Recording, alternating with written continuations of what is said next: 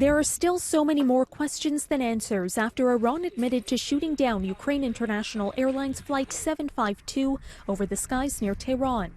Questions around the investigation and how to repatriate the Canadian dead. Questions over whether the downing of the plane had indeed been a mistake. As so many Canadians grieve because of Iran's actions, Prime Minister Justin Trudeau says Canada will not rest until we get those answers. Canada and the world still have many questions that must be answered. Then there are questions around why 176 innocent people ultimately paid the price for an American airstrike that killed Iran's most powerful military commander, Caryn Ceolin. The intelligence that prompted his killing has yet to be revealed. President Donald Trump has claimed Iran was planning to attack 4 American embassies in the region, and that was justification for him to order the strike on General Soleimani.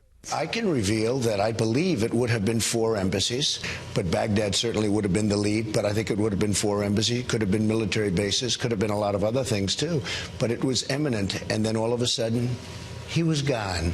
But shifting stories on Sunday as the U.S. Secretary of Defense told CBS's Face the Nation he never saw any specific piece of evidence that the embassies were vulnerable to attack. The president didn't say there was a tangible, he didn't cite a specific piece of evidence. What he said is he believed. Are you saying there wasn't one? I didn't see one with regard to 4 embassies. Appearing on Fox News Sunday, the national security advisor also played down Trump's claims the embassies were in danger. It's always difficult, even with the exquisite intelligence that we have, to know exactly what the targets are. We knew there were threats to American facilities. Now, whether they were bases, embassies, it's always hard until the attack happens.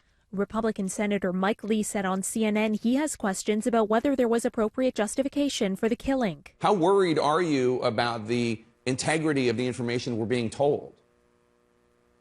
Well, I'm worried, and as a United States Senator and as a voter and citizen, I've learned not to simply take the federal government's word at face value. In Tehran, protesters flooded the streets this weekend to condemn Iranian authorities for the air disaster, which came at a time the military says it feared more U.S. airstrikes. Demonstrators are calling for Iran's supreme leader to step down.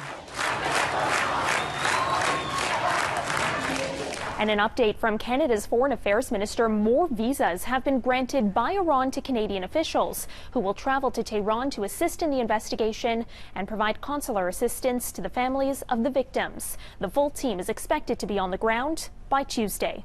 For City News, I'm Caryn Ceolin.